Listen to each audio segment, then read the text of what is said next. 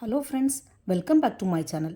இந்த வீடியோவில் நம்ம சிக்கன் வச்சு ஒரு ஸ்டார்டர் ரெசிபி தான் பார்க்க போகிறோம். வாங்க எப்படின்னு பார்க்கலாம்.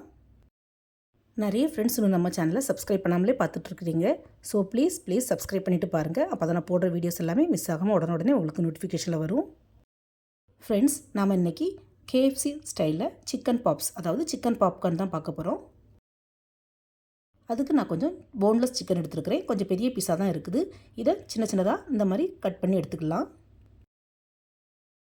எல்லா சிக்கன் பீஸஸையும் இந்த மாதிரி குட்டி குட்டியாக கட் பண்ணி எடுத்துகிட்டு தண்ணியில் நல்லா வாஷ் பண்ணி எடுத்து வச்சுக்கலாம். நான் இன்றைக்கி இந்த சிக்கன் பாப்கார்ன் குறைஞ்ச இன்க்ரீடியன்ஸ் வச்சு சிம்பிளாக பண்ணியிருக்கிறேன். ஸோ சமையல் தெரியாதவங்க, பேச்சுலர்ஸ் எல்லாருமே இந்த சிக்கன் பாப்கார்னை ட்ரை பண்ணலாம்.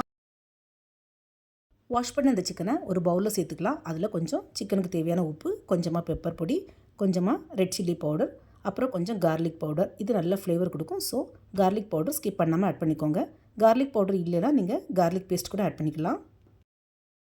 கூடவே ஒரு அரை ஸ்பூன் போல் சோயா சாஸ் சேர்த்து நல்லா மிக்ஸ் பண்ணி விட்டுக்கலாம். இந்த மாதிரி நல்லா மிக்ஸ் பண்ணி விட்டுட்டு ஒரு ½ அன் ஹவர் நம்ம அப்படியே ரெஸ்ட்டில் வச்சுருக்கலாம்.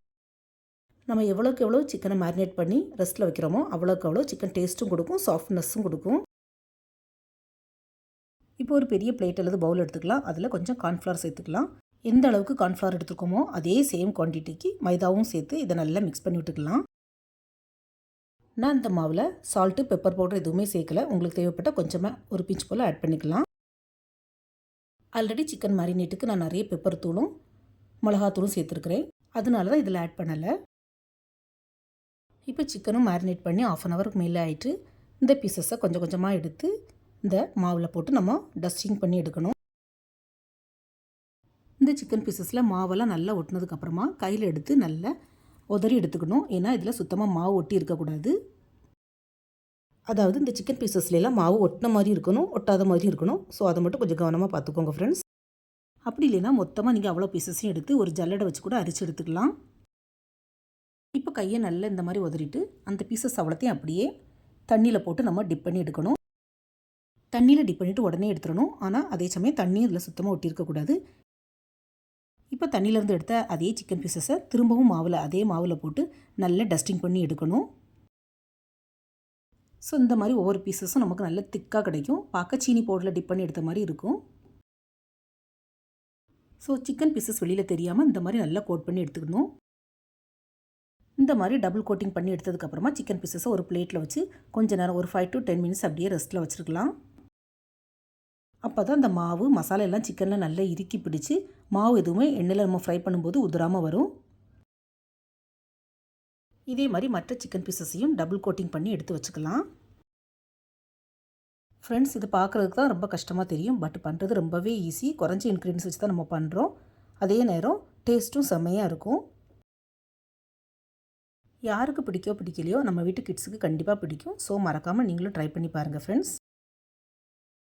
எங்கள் வீட்டில் நான் இதை பண்ண ஆரம்பிச்சாச்சுன்னா பிளேட்டில் ஃப்ரை பண்ணி வைக்க கடகடன் காலியாகிட்டே இருக்கும். கேட்டால் பசங்க சொல்லுவாங்க, இது ஸ்டார்டர் தினமா, ஸோ சாதத்துக்கு முன்னாடி தான் நம்ம சாப்பிடணும்னு சொல்லிடுவாங்க. நமக்கு வேறு எதுவும் சொல்ல முடியாது. இப்போ எல்லா பீசஸும் ரெடி பண்ணி வச்சாச்சு. சைடில் ஒரு கடையில் கொஞ்சமாக எண்ணெய் ஊற்றி சூடாக்க வச்சுக்கலாம்.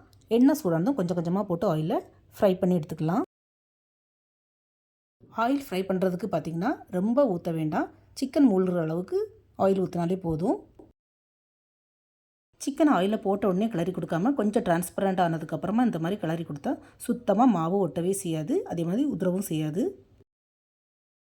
சிக்கன் பீசஸை எல்லா சைட்லையும் நல்லா திருப்பி விட்டு கோல்டன் கலர் வர வரையும் ஃப்ரை பண்ணி எடுக்கணும். இந்த சிக்கன் பாப்கார்னை பொறுத்த வரையிலையும் நல்ல கோல்டன் கலர் வந்ததுக்கு பிறகு தான் நம்ம எண்ணெயிலேருந்து எடுக்கணும். அப்போ தான் நல்லா கிறிஸ்பியாக இருக்கும். அதே மாதிரி இந்த சிக்கன் பாப்கார்ன் பார்த்திங்கன்னா அதிகமாக எண்ணெய் குடிக்கவே செய்யாது. ஸோ தாராளமாக எல்லாருமே ட்ரை பண்ணலாம்.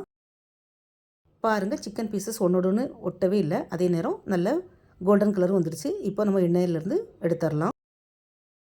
ஃப்ரெண்ட்ஸ், நீங்கள் வெஜிடேரியன்னா இந்த சிக்கனுக்கு பதிலாக பன்னீர் வச்சு கூட இதே மாதிரி பன்னீர் பாப்கார்ன் பண்ணலாம். அதுவும் செம்ம டேஸ்ட்டாக இருக்கும். பன்னீருக்கும் இதே சேம் ப்ராசஸ் தான். ஆனால் பன்னீர் பார்த்திங்கன்னா ரொம்பவே சாஃப்டாக இருக்கும். அதனால் கொஞ்சம் கவனமாக தான் ஹேண்டில் பண்ணணும். இப்போ செகண்ட் பேட்சை போட்டு எடுத்துக்கலாம். நான் எடுத்திருந்த சிக்கனை மொத்தம் 3 பேட்சாக போட்டு நான் எண்ணெயில் ஃப்ரை பண்ணி எடுத்தேன். அதாவது நான் சின்ன கடாய் யூஸ் பண்ணதுனால கொஞ்சம் கொஞ்சமாக தான் போட்டு ஃப்ரை பண்ணேன். நீங்கள் பெரிய கடாய் யூஸ் பண்ணுறதா இருந்தால் கொஞ்சம் எண்ணெய் ஜாஸ்தியாக ஊற்றி ஃபுல்லாக மொத்தமாக கூட போட்டு ஃப்ரை பண்ணி எடுத்துக்கலாம். அவ்வளவுதான், சிக்கன் பாப்கார்ன் சூப்பராக ரெடி ஆகிட்டு. வேறு என்ன, அடுத்தது சுட சுட சர்வ் பண்ண வேண்டியதான். பாருங்கள், ஒரே ஒரு சிக்கன் பீஸை நான் எடுத்து உங்களுக்கு காட்டுறேன். வெளியில் எவ்வளோ கிறிஸ்பியாக உள்ளே எவ்வளோ சாஃப்டாக வந்திருக்குதுன்னு உங்களுக்கு பார்த்தாலே தெரியும். ஃப்ரெண்ட்ஸ், நான் ஒன்றே டேஸ்ட் பண்ணி பார்த்தேன், சூப்பராக இருக்குது. ஃப்ரெண்ட்ஸ், நார்மலாக பிளேட்டில் வச்சு சாப்பிட்றதுக்கு பதிலாக இந்த மாதிரி டிஸ்போசபிள் கப்பில் வச்சு நம்ம சர்வ் பண்ணால் KFC சாப்பிட்ட ஃபீலிங்ஸ் நமக்கு கிடைக்கும். நான் இதே மாதிரி வேறே non veg prawns and chicken recipes upload பண்ணியிருக்கிறேன். என்னுடைய சேனலில் போய் செக் பண்ணிக்கோங்க ஃப்ரெண்ட்ஸ்.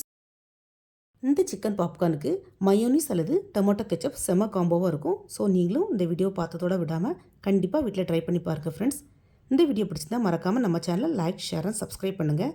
தேங்க்ஸ் ஃபார் வாட்சிங். See you soon in the next video. Bye.